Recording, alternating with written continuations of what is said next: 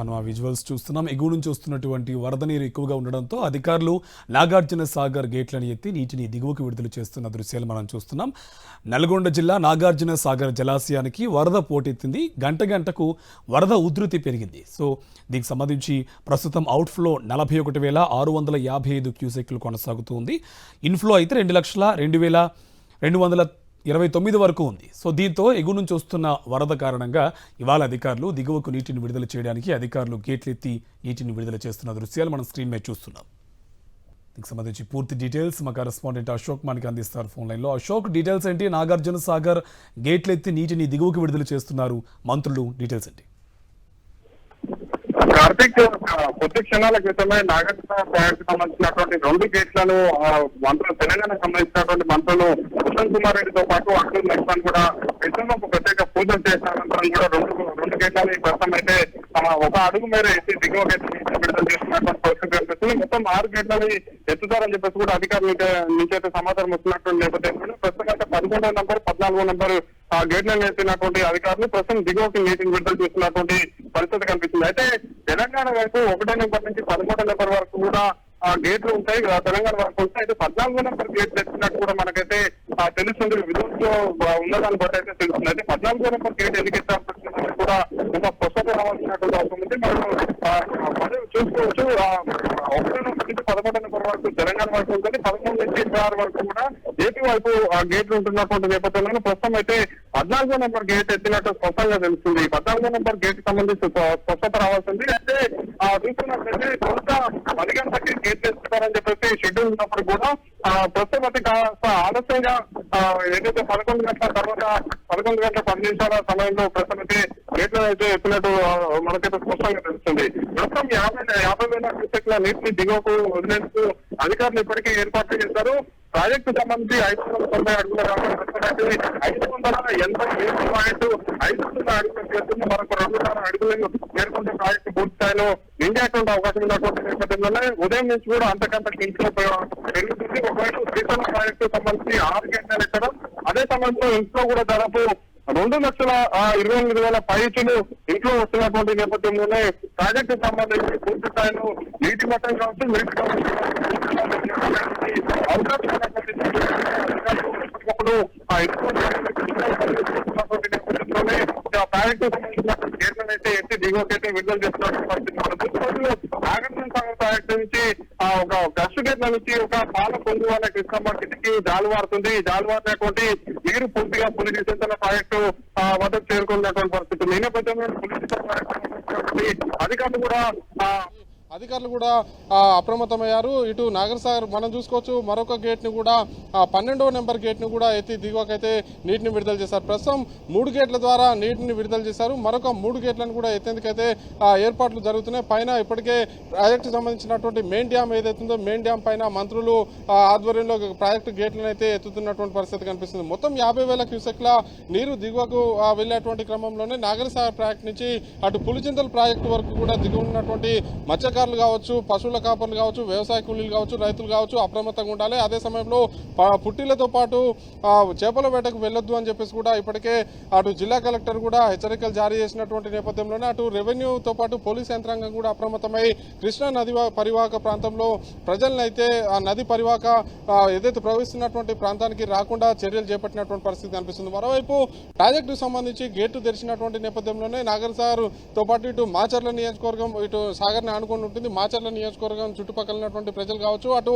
నాగార్జున సాగర్ సంబంధించి పెద్దఊర కావచ్చు, హాలియా, అనుముల ఇటు చుట్టుపక్కల ప్రాంతాల నుంచి హైదరాబాద్ పరిసర ప్రాంతాల నుంచి కూడా పెద్ద ఎత్తున పర్యాటకులు కూడా తరలి వస్తున్నటువంటి పరిస్థితి కనిపిస్తుంది. ఇప్పటికే ప్రాజెక్టు సంబంధించినటువంటి జెన్కో లెఫ్ట్ సైడ్ ఏదైతే ఉంటుందో లెఫ్ట్ సైడ్ కావచ్చు, రైట్ సైడ్ కావచ్చు ప్రాజెక్టు అందాలని తిలకించేందుకు కృష్ణమ్మ పరువులని తిలకించి ఏదైతే అనుభూతి పొందేందుకైతే ఇప్పటికైతే భారీ సంఖ్యలో చేరుతున్నటువంటి నేపథ్యంలోనే పోలీస్ యంత్రాంగం కూడా అప్రమత్తమైనటువంటి చేస్తున్నటువంటి పరిస్థితి కనిపిస్తుంది. ఎక్కడైతే రైలింగ్ లేనటువంటి ప్రాంతం కావచ్చు, కృష్ణా నది పరివాహక ప్రాంతానికి చేపల వేటకు వెళ్ళేటువంటి మార్గాలు ఏవైతున్నాయో ఆ మార్గాలు వెళ్ళేటువంటి ప్రాంతంలో పర్యాటకులు కృష్ణమ్మ వద్దకు చేరకుండా చర్యలు చేపడుతున్నటువంటి పరిస్థితి కనిపిస్తుంది. కట్టుదిట్టమైనటువంటి పోలీస్ బందోబస్తుతో పాటు అటు రెవెన్యూ యంత్రాంగం కూడా అప్రమత్తమై సమన్వయం చేసుకుంటూ కూడా పర్యాటకుల రద్దీని ప్రమాదాలు జరగకుండా చర్యలు చేపడుతున్నటువంటి పరిస్థితి కనిపిస్తుంది. మరోవైపు చూసుకున్నట్లయితే నాగార్జున సంబంధించి ప్రాజెక్టు చరిత్ర ఒకసారి చూసుకున్నట్లయితే 2006-2007లో జూలైలో ప్రాజెక్టు గేట్లు ఎత్తగా 18 సంవత్సరాల తర్వాత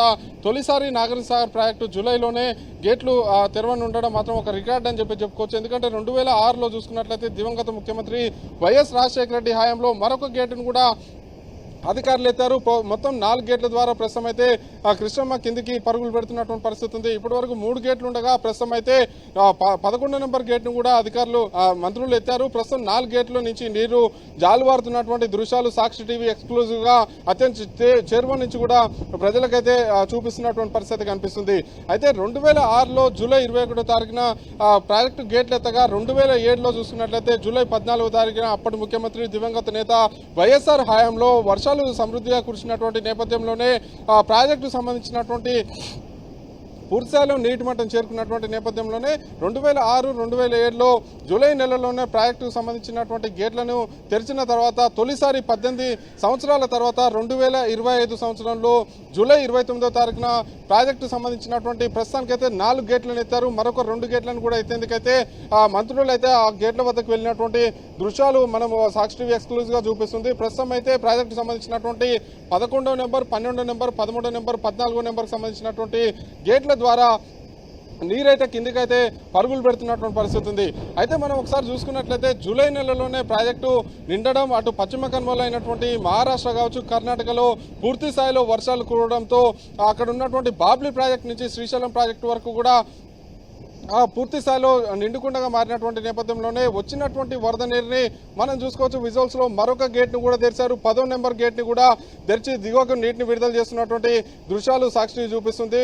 10వ నెంబర్, 11వ నెంబర్, 12వ నెంబర్, 13వ నెంబర్, 14వ నెంబర్ మొత్తం 5 గేట్లను ఎత్తినటువంటి అధికారులు మరొక గేట్ ను కూడా తెరవనున్నటువంటి పరిస్థితి కనిపిస్తుంది. మొత్తం 6 గేట్లను ఎత్తుతామని చెప్పేసి ఇప్పటికే ప్రాజెక్టుకు సంబంధించినటువంటి ఎన్ఎస్పీ అధికారులు ప్రకటించారు. 6 గేట్ల ద్వారా 50,000 క్యూసెక్ల నీటిని దిగువకు విడుదల చేస్తామని చెప్పినటువంటి నేపథ్యంలోనే ప్రస్తుతం అయితే 5 గేట్లు తెరుచుకున్నాయి. మరికొన్ని క్షణాల్లో 6వ గేట్ కూడా అంటే 9వ నెంబర్ గేట్ కూడా తెరుచుకున్నటువంటి నేపథ్యంలోనే మొత్తం 50,000 క్యూసెక్ల నీరైతే పులిచింతలకైతే చేరుకున్నటువంటి పరిస్థితి కనిపిస్తుంది. మొత్తంగా ఒకసారి చూసుకున్నట్లయితే ప్రాజెక్టు సంబంధించి జూలై నెలలోనే ప్రాజెక్టు నిండడం, అదే సమయంలో కృష్ణమ్మ ఏదైతే పరుగులు ఇంకా పెడుతున్నటువంటి నేపథ్యంలోనే నాగార్జునసాగర్ ని ఆనుకున్నటువంటి రైతాంగం కావచ్చు, నాగార్జునసాగర్ మీద ఆధారపడి వ్యవసాయం చేస్తున్నటువంటి రైతన్నలు కావచ్చు ఆనందం వ్యక్తం చేస్తున్నటువంటి పరిస్థితి కనిపిస్తుంది. ఒక తెలంగాణలోనే అటు నల్గొండ, సూర్యాపేట, ఖమ్మం జిల్లాలో దాదాపు 8 లక్షల మేర ఎకరాల్లో పంట సాగు అవుతున్నటువంటి పరిస్థితి కనిపిస్తుంది. ప్రధానంగా చూసుకున్నట్లయితే నాగార్జున సాగర్ ని ఆనుకొని ఎడమ కాల్వ ఏదైతే నల్గొండ జిల్లాలోని 6 నియోజకవర్గాల్లో ఏదైతే ప్రవహిస్తుందో ఆ తర్వాత ఖమ్మం జిల్లాలోని పాలేరు కూడా ప్రవాహం ఉంటున్నటువంటి పరిస్థితి కనిపిస్తుంది. ప్రధానంగా ఒకసారి చూసుకున్నట్లయితే ఎడమ కాల్వ పరిధిలో 10,39,000 ఎకరాల్లో ఏదైతే పంట సాగు అవుతుంది. ఈ నేపథ్యంలోనే నల్గొండ జిల్లాలో 3,98,790 ఎకరాల్లో పంట వరి సాగు అవుతుండగా ఉమ్మడి ఖమ్మం జిల్లాలో చూసుకున్నట్లయితే 2,63,336 ఎకరాల్లో పంట సాగు అవుతున్నటువంటి పరిస్థితి ఉంది. అటువైపు కృష్ణా తర్వాత ఖమ్మం జిల్లా తర్వాత కృష్ణా జిల్లాలో కూడా ఈ కృష్ణమ్మ అడుగు పెడుతున్నటువంటి నేపథ్యంలోనే అక్కడ దాదాపు 3,68,536 ఎకరాల్లో, పశ్చిమ గోదావరి జిల్లాలో చూసుకున్నట్లయితే 6,734 ఎకరాల్లో పంట సాగవుతుంది. మొత్తంగా 10,38,000 ఎకరాల్లో ఎడమ కాలువ పరిధిలో ఆయకట్టు ఉన్నటువంటి నేపథ్యంలోనే రైతాంగం కూడా పూర్తి స్థాయిలో సంతోషం వ్యక్తం చేస్తుంది. ఎందుకంటే ప్రతి సంవత్సరం ఆగస్టు నెలలోనే ఎడమ కాలువకి సాగునీటి కోసం నీటి విడుదల చేసేటువంటి అవకాశం కనిపిస్తుంది. గతంలో చూసుకున్నట్లయితే ఆగస్టు కన్నా ముందు నీటి విడుదల చేసినటువంటి దాఖలాలు లేవు. 2006, 2007 మినహా ఆ తర్వాత ప్రతి సంవత్సరం కూడా ఆగస్టు నెలలోనే విడుదలయ్యాయి. మధ్యలో 2023 సంవత్సరంలో అక్టోబర్ 17వ తారీఖున నీటి విడుదలైనటువంటి నేపథ్యంలోనే ఈసారి మాత్రం నాగార్జునసాగర్ ప్రాజెక్టులో ఒకవైపు పశ్చిమ కనుమల్లో భారీ స్థాయిలో వర్షాలు కురుస్తుండడం, అదే సమయంలో శ్రీశైలం నుంచి ఇన్ఫ్లో కూడా కొనసాగుతున్నటువంటి నేపథ్యంలోనే సాగర్ ముందుగానే నిండుతుందని చెప్పేసి గ్రహించినటువంటి ఎడమ కాలువ ఆయకట్టు రైతులు ఇప్పటికే నార్లు పోసుకొని ఏదైతే వ్యవసాయ భూమిని కూడా చదును చేసి పెట్టుకున్నటువంటి పరిస్థితి కనిపిస్తుంది. నారు కూడా నాటేసేందుకు సిద్ధంగా ఉన్నటువంటి నేపథ్యంలోనే ఎడమ కాలువకు సంబంధించి ఇప్పటికే ఏదైతే తాగునీటి అవసరాల కోసం పాలేరు జలాశయానికి నీటి విడుదల చేస్తున్నటువంటి అధికారులు ఈ రోజు మంత్రుల ఆధ్వర్యంలో సాగునీటి కోసం నీటిని కూడా విడుదల చేయనున్నటువంటి నేపథ్యంలోనే సాగు చేసేందుకైతే ఏదైతే నాట్లు పెట్టేందుకైతే ఏర్పాట్లు అయితే చేసుకున్నటువంటి పరిస్థితి ఇక్కడ ఉంది. Okay, thank you Ashok.